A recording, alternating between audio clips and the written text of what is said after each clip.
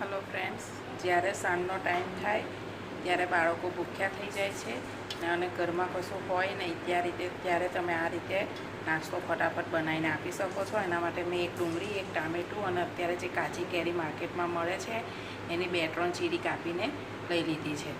ત્યાર પછી આપણે એમાં થોડું મીઠું નાખીશું, થોડું લાલ મરચું પાવડર નાખીશું અને થોડું જીરું નાખીશું. આ રીતે બધું નાખી અને બરાબર મિક્સ કરી દેવાનું છે.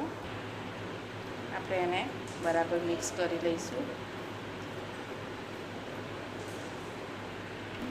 આ રીતે મિક્સ કર્યા બાદ આપણે એમાં થોડા લીલા ધાણા ઉમેરીશું અને એને બરાબર મિક્સ કરી લઈશું.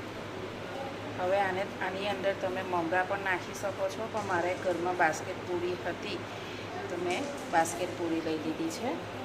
આ રીતે મેં બાસ્કેટ પૂરી હતી તો બાસ્કેટ પૂરી લઈ લીધી છે. હવે આપણે એને બાસ્કેટ પૂરીમાં લઈ લઈશું. જ્યારે આવી રીતે નાસ્તો તમે ફટાફટ બનાવી અને ઘરમાં કશું ના હોય અને આ રીતે તમે બનાવીને બાળકોને આપો છો તો બાળકોને પણ આ સૌથી વધારે પસંદ આવે છે અને કંઈક નવો જ ટેસ્ટ આવે છે. આ રીતે મેં બાસ્કેટ પૂરીમાં ભરી લીધું છે. આમાં મેં કેરી નાખી છે એટલે લીંબુનો રસ અને ચાટ મસાલો નાખ્યો નથી. જો કેરી ના હોય તો તમે ચાટ મસાલો અને લીંબુનો રસ પણ લઈ શકો છો. ત્યાર પછી આપણે ઉપરથી થોડી સેવ નાખી દઈશું.